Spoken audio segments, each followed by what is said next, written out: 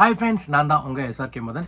இன்றைக்கி நம்ம எதை பற்றி பேச போகிறோம் அப்படின்னா, நிறைய ஸ்கேம் பற்றி பேசியிருக்கோம். லாஸ்ட்டாக கூட ஒரு ஃப்ரெண்டாக பற்றி பேசியிருக்கோம். இன்றைக்கி பேச போகிற ஸ்கேம் என்னென்னா, நான் தான் கடவுள் என்கிட்ட மட்டும் தான் பேசுவார். நான் எல்லா தப்பும் பண்ணுவேன், ஆனால் என்கிட்ட பேசுவார். நல்லவங்ககிட்டலாம் பேசவே மாட்டார்.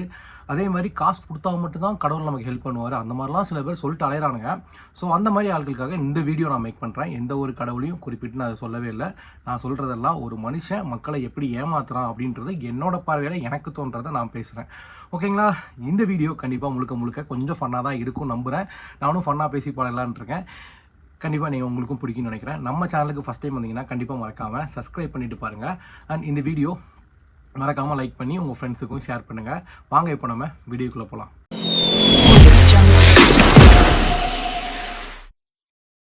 தேகேஸ்வரி ஒரு வருஷம் தலை நெஞ்சு வயிறு வலி. தலை நெஞ்சு வயிறு வலி ஒரு வருஷம் பாருங்க. இப்ப இருக்காண்டு அதை நீ எப்படி வாருது? அதாவது டாக்டர்லாம் தேவையில்லை போல். அதாவது எது கஷ்டப்பட்டு இவங்க நீட் எழுதி படித்து எதுக்கு பிரயோஜனமே இல்லை. ஏன்னா இவங்ககிட்ட போய் நீங்கள் என்ன நோயினாலும், கேன்சர்னாலும் சரி, எய்ட்ஸ் எது வந்தாலும் சரி, அவங்க போய் கை வச்சோடனே அது சரியாயிடுது. ஒரு செகண்டு, ஒரு வருஷம் இருந்த நோயே ஒரு செகண்டில் சரியாகுதுன்னா இவர் எவ்வளோ பெரிய ஆளாக இருப்பார். அப்போது இது ஒரு டவுட் எனக்கு ரொம்ப நாளாக இருக்குது. என்ன அப்படின்னா, இவங்க மற்றவங்க நோயெல்லாம் தீர்க்கிறாங்க, ஓகே ஃபைன். ஆனால் அவங்க வீட்டில் யாருக்கா நோய் இருந்தால் ஏன் அவங்களால தீர்க்க முடியல? கத்தரையே நீ பாடு, சக்கரையே வராது. கத்தரையே நீ பாடு, சக்கரையே வராது. அப்படியாக பாடு, பீப்பியே வராது. அந்த மாதிரி நிறைய பண்ணுறாங்க. ஸோ அதில் இன்னமும் பார்த்து நம்புற ஆட்கள்லாம் இருக்காங்க. பாரு அப்படின்னு நிறைய பேருக்கு ப்ரூஃப் எடுத்து காட்டுவாங்க. பார்த்தியா இதெல்லாம் பண்ணியிருக்காங்க அப்படின்ட்டு. அதெல்லாம் பொய்டா, நம்புங்கடா அப்படின்ற அளவுக்கு நம்ம சொன்னாலும் அவங்க காதில் விழுறதே இல்லை, ஏன்னா அறியாமல். ஸோ அதுதான். ஸோ அடுத்த வீடியோ பார்க்கலாம்.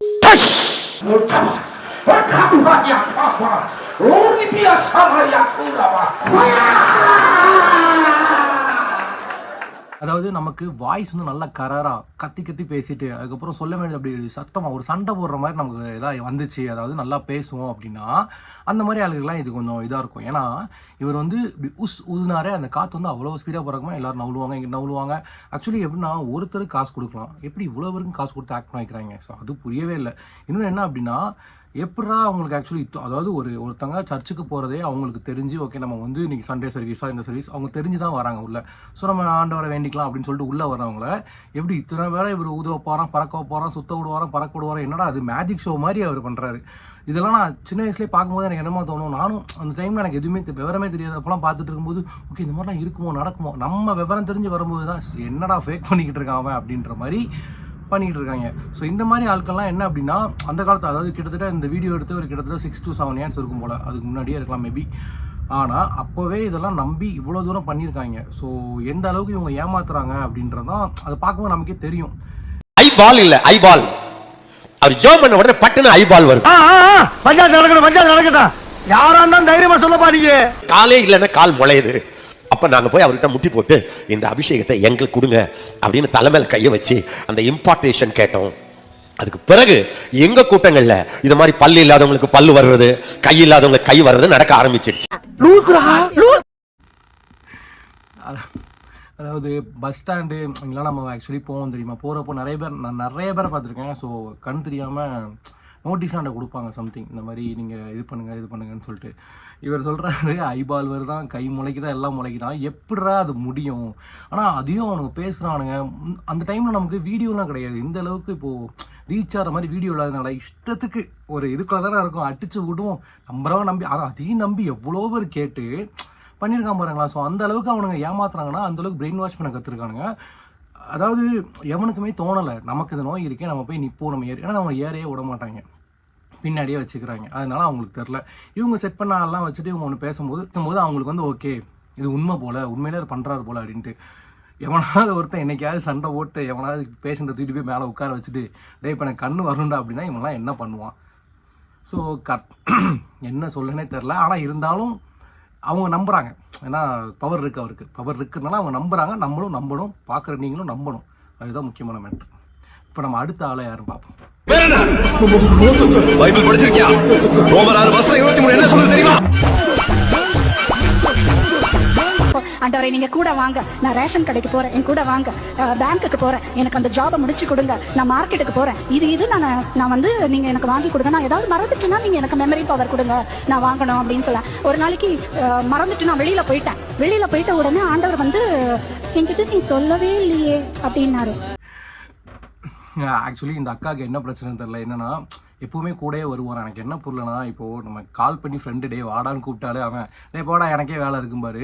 இவ்வளோ கூடி மக்கள்ல அதுவும் இவங்களுக்குள்ளே ஒரு 50 பேர் இருக்காங்க. ஸோ 50 பேரில் இவங்க கூட ரேஷன் கடைக்கு வருவாங்களாம், பாத்திர கடைக்கு வருவாங்களாம். ஏன் விட்டால் ஆஃபர் டக்குன்னு அப்படின்னு மேஜிக் போட்டோட அப்படி அந்த ரேட்டெல்லாம் கம்மி பண்ணி கொடுத்துருவாராம். ஸோ அந்த மாதிரி இந்த அக்கா சொல்லிட்டு இருக்கு. அது கூட பரவாயில்ல. ஒரு நாள் சொல்லாமல் கொள்ளாமல் போயிட்டாங்களா, உடனே கடவுள் வந்து கூப்பிட்டு கேட்டாராம். எது மூலமாக கம்யூனிகேஷன் பண்ணாருன்னு எனக்கு தெரியலப்பா. அதாவது பேசினாரு வந்தாரு, அவருக்கு என்ன வேற வேலை இல்லையாடா, உங்களை மட்டுமே பார்த்துட்டு இருப்பாரா, மற்றவங்களையும் அவங்க பார்க்கணும்ல. ஸோ இவ்வளோ கோடி மக்கள்ல இந்த அக்கா கூடயே இருந்தாருன்னா அப்போ மிச்சம் எல்லாத்தையும் யார் காப்பாற்றிட்டு இருக்கா? அந்த அக்காட தான் நம்ம கேட்கணும். காய்ஸ், அவங்க நம்மள மாதிரி நார்மல் பீப்புள் கிடையாது காய்ஸ், சொன்னா புரிஞ்சுங்க. நான் 6th படிக்கும்போது பீடி அடிக்க ஆரம்பிச்சிட்டேன். கோயில கணேஷ் பாக்கு, சாந்தி பாக்கு வைக்க ஆரம்பிச்சேன். சரக்கு அடிக்க ஆரம்பிச்சேன். கஞ்சா அடிக்க ஆரம்பிச்சேன். 50 கிலோ கஞ்சா விற்க ஆரம்பிச்சேன்.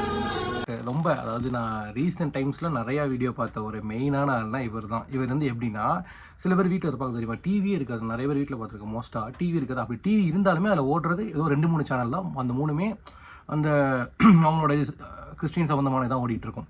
மற்ற எதுவுமே அவங்க பார்க்க மாட்டாங்க. ஸோ அந்த மாதிரி இந்த பையன் வீட்டில் வச்சுருப்பாங்க நினைக்கிறேன்.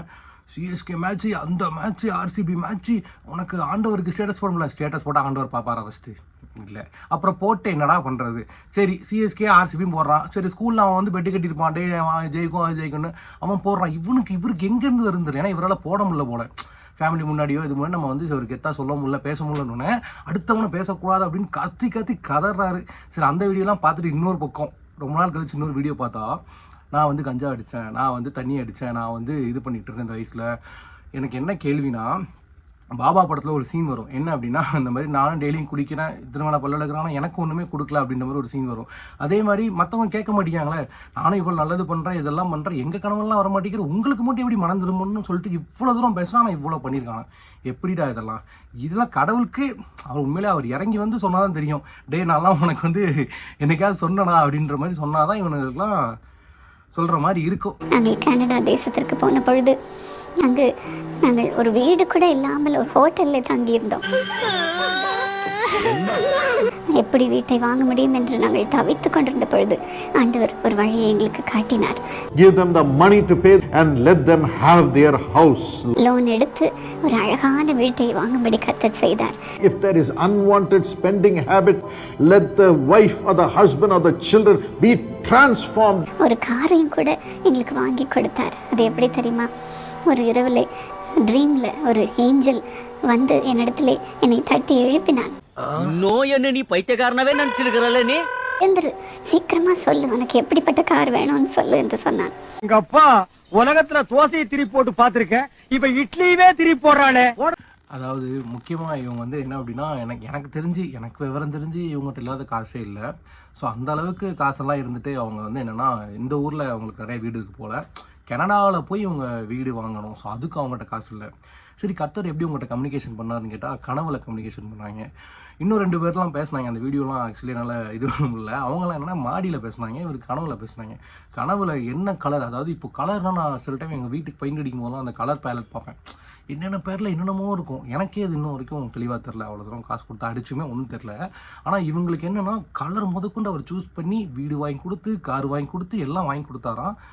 எப்படின்னு தான் தெரில. இப்போது சின்ன வயசில் நம்ம எக்ஸாம்லாம் எழுத போகும்போது, டேய் கடவுள்கிட்ட போய் வேண்டிட்டு போகணும்டா, கண்டிப்பாக நம்ம எக்ஸாமில் பாஸ் ஆகலாம். டே வேணா நம்ம போய் என்ன வேணாலும் நம்ம எழுதினாதான்டா பாஸ் ஆக முடியும் அப்படின்ற மாதிரி ஒன்று இருக்குது. ஸோ இவங்கெல்லாம் என்ன சொல்ல வராங்க அப்படின்னா, நம்ம வேணுனாலே நம்ம கிடச்சிரும், இது பண்ணாலே கிடச்சிரும் அப்படின்ற மாதிரி சொல்லும்போது நமக்கு என்ன தோணுது அப்படின்னா, நம்ம நம்ப மாட்டோம், பார்த்துட்டு ஓகேன்னு. ஆனால் படித்தவங்களும் சில பேர் நம்புற ஆளு இருக்கானுங்க, இதை பிஸ்னஸ் ஆக்குறவங்களும் இருக்கானுங்க. ஸோ அந்த மாதிரி டிக்கெட்டில் இருக்காங்க. ஆனால் பார்த்துடுங்க, முக்கியமாக ரொம்ப மோசம் பண்ணுறாங்க. கனடாவில் வீடு வாங்குறதுக்கு கடவுள் ஹெல்ப் பண்ணார். பிறக்கவே மாட்டேன்னு சொன்னாங்க, நான் பிறக்கிறதுக்கு சான்ஸ் இல்லைன்னு சொன்னாங்க. இவங்க இந்த பூமிக்கு தேவையில்லாத எக்ஸ்ட்ரா வெயிட், இவங்க அதை தூக்கிட்டு சுற்றுறதுக்கு கஷ்டப்பட்டு சுற்றிட்டு இருக்கு பூமி. 9 நாள்ல நின்ன ஒரே குழந்தை நான் தாங்க. வருஷத்துக்கு ஒரு கிரிக்கெட்ட சிக்கிறானா சாமி. பிறந்தியோ 50 கிலோ பிறந்தியோ பிறக்கவே மாட்டேன்னு சொன்னாங்களோ, நீ ஏன்டா பிறந்தன்ற அளவுக்கு நீ வந்து பண்ணிட்ட. ஏன்னா 9 நாள்ல இன்சிடென்ட் சொன்ன பத்தியா, அதுலேயே அவங்க வீட்டில் எல்லாம் முடிஞ்சாங்க. இந்த வயசுல வாழ்க்கையில் எல்லாத்தையுமே இழக்க போகிறான் டோட்டலாக. அதாவது எதுவுமே அவன் ஒரு ஊருக்கு போகிறதுக்கோ எதுக்கோ ஃபன் எதுவுமே அவனுக்கு இருக்காது. கடைசி வரைக்கும் கட்டர்ன்னு சொல்லிட்டே இருந்துகிட்டே இருப்பான். இந்த மாதிரி கான்ட்ரவர்சியில் மாட்டிகிட்டே இருக்க போகிறான். ஏன் அவங்க வீட்டில் இந்த அளவுக்கு பண்ணுறாங்க அப்படின்ட்டு எனக்கு புரியவே இல்லை. என்னை பொறுத்த வரைக்கும் எந்த கடவுளும் இறங்கி வந்து நான் உனக்கு தான் பவர் கொடுத்துருக்கேன், இல்லை உனக்கு தான் நான் இது பண்ணுவேன் மாதிரி எந்த கடவுளும் சொல்லலை. எதுலேயும் அப்படி கிடையாது. இவனுங்களே இஷ்டத்துக்கு எனக்கு சொல்கிறாங்க 100 பேர் 100 இடத்துல வச்சுக்கிறாங்க. அதாவது இப்போ ஒன்றும் இல்லை, சில பேர் நான் ஒரு இடத்துக்கு நம்ம வெளியே போகிறோன்றோம், அந்த இடத்துலேயே ஒரு சின்ன இதுமாதிரி இடத்த வச்சுட்டு அங்கே ஒரு 10 பேர் சேர்ந்துட்டு நான் தாண்டா அங்கே கடவுள்னு அவன் சொல்லிக்கிறான். ஆனால் வெளியே யாருக்கும் தெரியுது இல்லை. ஏன்னா அவன் சொல்கிறத நம்புறாங்க. ஒரு 10 பேர் நல்லா பேசுகிறான்ல, பிரெயின் வாஷ் பண்ணுறாங்களா அப்படின்ற போது நல்லா இது பண்ணிடுறாங்க. ஸோ இந்த மாதிரி நிறைய பேர் அலைகிறாங்க. என்னை பொறுத்த வரைக்கும் என்னென்னா, நம்மளை பொறுத்த வரைக்கும் சிம்பிளாக என்ன சொல்கிறேன் அப்படின்னா, கொஞ்சம் யோசிச்சு நீங்கள் பாருங்கள், ரியாலிட்டி லைஃப்பில் வாங்க. இன்றைக்கி காசு இல்லைன்னா எதுவுமே இல்லை. ஆனால் இந்த மாதிரி ஆட்கள் சில பேர்லாம் என்ன பண்ணால், நம்ம வேலைக்கே போக வேண்டாம், இந்த மாதிரி பேசிகிட்டே காசு அடிச்சுக்கலாம் அப்படின்ற மாதிரி நிறைய பேர் இருக்காங்க. ஸோ அவங்களே அடுத்த லைனில் பார்ப்போம் வாங்க.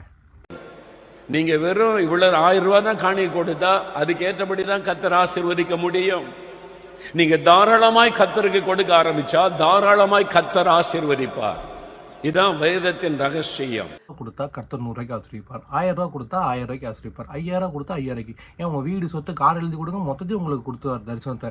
ஆக்சுவலி என்னன்னா, சில கோயிலில் நம்ம போய் வேண்டுவோம். ஏதோ எந்த கோயிலை வேணால் தர்கா எதுவானா இருக்கட்டும், மேபி நம்ம போய் வேண்டுவோம். நமக்கு நடந்தால் நம்மளோட நம்பிக்கையை வச்சு நம்ம போடுவோம். ஓகேங்களா?